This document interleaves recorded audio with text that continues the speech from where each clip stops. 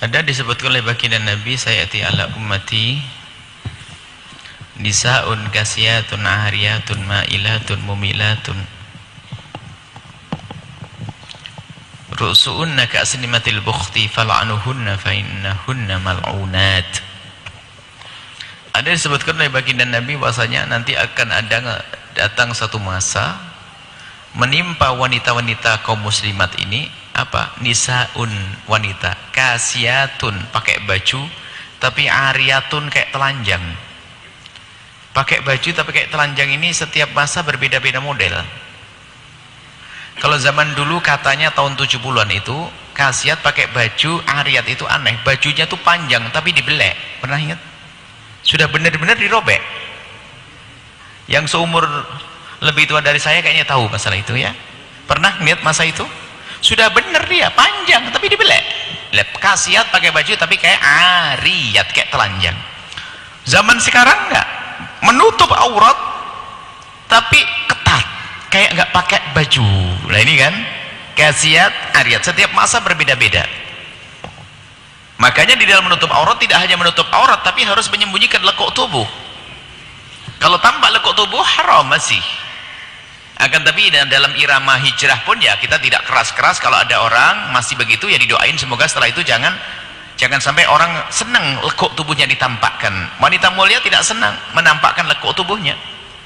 Maka ada kasiyat pakai baju ariyat tapi kayak nggak pakai baju. Ya sekarang pakai baju ketat banget itu, lihat. Itu kayak nggak pakai baju. Kasiyat pakai baju tapi membangkitkan syahwat orang. Anda tidak jadi laki-laki, wanita mungkin tenang-tenang saja, tapi kalau laki yang melihat Anda bermasalah. Maka ini adalah pakai baju tapi seperti tidak pakai baju. Yang pakai baju yang masih seperti itu semoga Allah beri hidayah sehingga menjadi punya rasa malu. Kalau pakai baju jangan sampai pakai baju yang ketat. Kemudian gayanya ma'ilat mumilat. Nah, ru'usuhunna ka'asnatil tukhli. Kalau jalan tuh lenggak-lenggok, masya Allah, kayak ulat bulu. Kalau jalan wanita biasa oke, akan tapi ada ditambah-tambah kalau ada laki-laki sudah lenggak-lenggoknya masya Allah. Kemudian ru'usuhunna ka'asnimatil bukhti, kepalanya itu kayak punuk unta. Itu buatan, artinya sesuatu yang dibuat tinggi biar kayak punuk unta di atas kepalanya.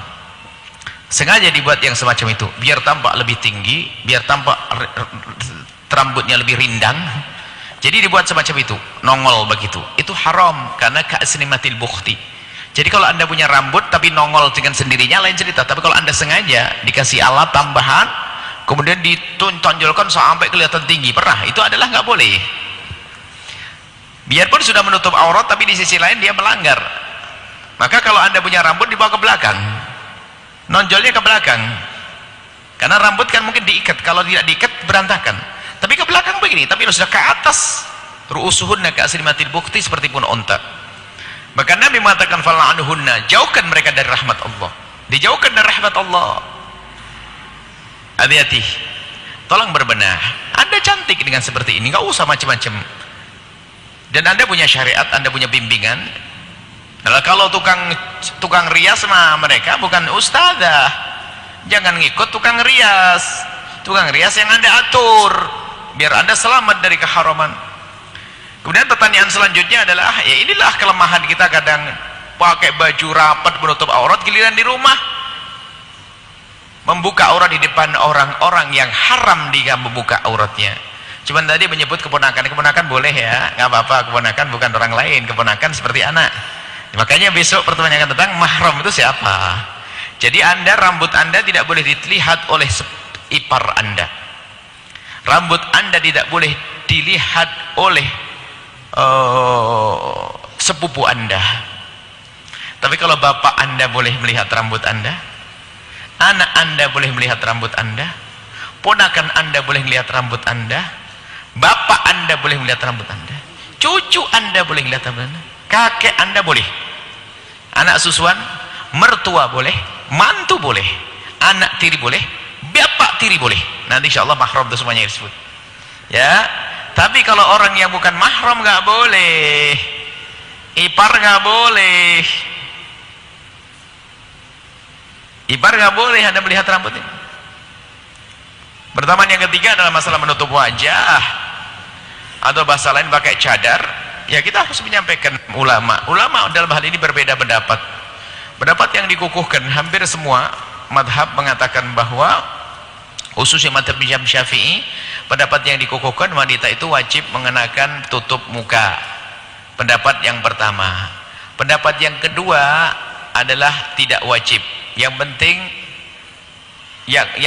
menurut pendapat yang pertama wajib ditutup mukanya, sekujur tubuhnya ditutup di depan kaum pria. Pendapat yang kedua wajib ditutup kecuali wajah dan telapak tangan. Nah, ini kita pendapat yang kedua sudah masya Allah, alhamdulillah, gak usah pakai pendapat yang pertama, sudah cukup. Makanya seperti di pesantren Al-Bahjah, kami tidak mewajibkan, tidak menyuruh anak pakai cadar. Cuman kalau ada santri pakai cadar, senang kami, karena pertama lebih aman bagi kita sebagai kaum laki-laki. Karena kita manusia normal, kadang-kadang memperhatikan bibir, mata dan sebagainya. Ini kan manusia. Tapi kalau saya pakai cadar begini mah aman, seperti yang bertanya pakai cadar, saya nggak tahu. Selesai. Aman, nggak ada setan berbisik di sini. Maka tetap kami himbau kalau bisa pakai cadar. Tapi yang nggak pakai cadar, Anda bisa mulia kok. Yang pakai cadar jangan merendahkan yang tidak pakai cadar. Sebab ini perbedaan para ulama. Jangan mentang-mentang pakai cadar kemana-mana kayak sudah punya surga. Ini kurang ajar namanya. Nah, maka yang pakai cadar jangan merendahkan yang belum pakai cadar. Lebih dari itu, yang tidak pakai cadar jangan meremehkan yang pakai cadar. Yang pakai cadar adalah syar'i, bukan budaya Arab itu. Cuman begitulah dalam pemikiran para ulama ahli fikih, bahwasanya pendapat yang pertama dikukuhkan pakai cadar hukumnya wajib. Pendapat yang kedua adalah sunnah. Wajibnya adalah menutup sekujur tubuh kecuali telapak tangan dan wajah boleh. Leher sepakati nggak boleh ada tampak leher Anda. Loh, tapi kok ada bunyai kelihatan lehernya? Itu bunyai yang lagi dosa, salah, gitu saja, nggak usah diikuti. Kadang kita suka nyari-nyari kesalahan orang, ini kan kacau. Mau suruh ngaji kok malah nyari kesalahan orang. Disepakati ini leher aurat, ini yang enggak, yang khilaf. Leher, betis, aurat jelas, mana cari tempat lain dalam kesepakatan ulama. Nggak ada beda, bahasa leher adalah harus ditutup, maka kudungnya macam sini. Kalau untuk nutup wajah seperti itu. Kalau Anda menggunakan pendapat yang pertama pakai cadar wajib, ya jangan dibuka dimanapun. Tapi kalau ternyata sesaat dibuka, ini bukan suatu yang terlarang, karena pendapat yang kedua mengatakan wajah tidak harus ditutup. Yang penting nyaman bagi Anda. Kalau Anda bisa istiqomah dengan menutup cadar, dengan menggunakan cadar, adalah hal yang baik. Dan ingat, memang mungkin ada kelompok yang akidah sesat pakai cadar, ya jangan diikut di bawah-bawah dah. Kalau ada orang kita pakai cadar, kadang-kadang wah ini akidah sesat ini. Ya bukan, dia orang pengen selamat kayak pengen ya kok akidah sesat. Kadang-kadang kita ini ngaco, standar ilmu tuh gak ada, standar hawa nafsu. Apalagi pakai hitam begini, wah ini, ini pasti aliran sesat ini, masuk Majelis Al-Bahjah ini. Nah, orang ukur kok dari baju gitu. Justru di baju yang syar'i ya begitu. Jujur, saya laki-laki aman. Kalau saya tidak tahu, ketemu di jalan pun saya ingat dia kok. Siapa dia yang lancar? Aman dari sisi ini. Dari kaum laki-laki juga aman, hati itu tenang. Kok akidah sesat? Ya bukan akidah sesat. Mau belajar akidah awam kok sesat? Ya enggak. InsyaAllah seperti itu ya. Semoga Allah menjaga iman kita, akidah kita, akhlak kita, aurat kita. Apa yang dimaksud punuk unta? Sebuah hadis yang diutarakan untuk wanita. Punuk unta salah satu sampel contoh, tapi banyak hadis lain substansi maknanya adalah, saya sebutkan satu ayat Quran bahkan, la yadribna bi arjulihinna, janganlah memukul kaki ke lantai, dipakai gelang kaki bergemerincing, yadribna bi arjulihinna, dipukulkan kaki ke lantai waktu jalan, kerincing. Satu. Dua, la tabarrujna tabarrujal jahiliyatil ula, jangan bersolek-solek jahiliyah. Tiga, jangan memakai seperti punuk unta naik ke atas.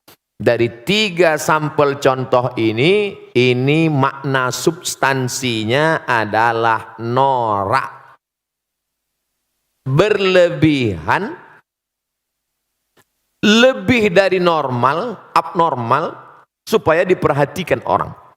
Adapun sekedar mengikat rambut, kebetulan rambut dia panjang, maka diikatnya pakai karet gula. Diikatnya. Lalu kemudian ketika dia pakai jilbab agak menonjol sedikit, ya nggak apa-apa. Tapi sengaja dipakai tinggi ke atas supaya ketika dia lewat semua wow.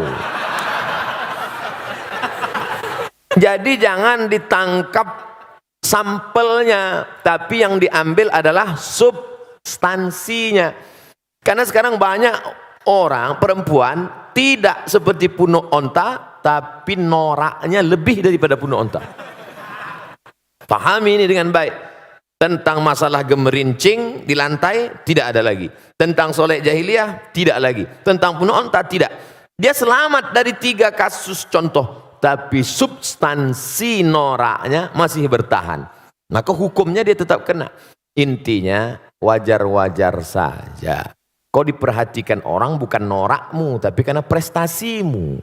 Kau diperhatikan orang bukan karena make upmu, tapi karena cahaya bekas wudukmu, karena tahajudmu memancar. Ini kan ingin mencari hati orang supaya suka. Padahal hati orang itu punya Allah. Kalau Allah sudah menanamkan cinta ke dalam hatimu, maka hati-hati hamba itu pun ikut cinta kepada engkau. Oleh sebab itu maka raihlah cinta Allah dengan tahajud, raihlah cinta Allah dengan baca Quran dan zikir, bukan dengan yang semu, bukan dengan yang hilang. Karena kita akan capek melelahkan diri sendiri hanya dengan kepalsuan-kepalsuan. Kenapa dia bercahaya wajahnya? Bekas wudhu. Masya Allah. Emang saya tayamum. Artinya kita tetap beramal, berdoa, biarlah orang suka, karena Allah menanamkan suka itu bukan karena dibuat-buat. Karena sesuatu yang dibuat-buat kita akan lelah, capek sendiri. Normal saja apa adanya.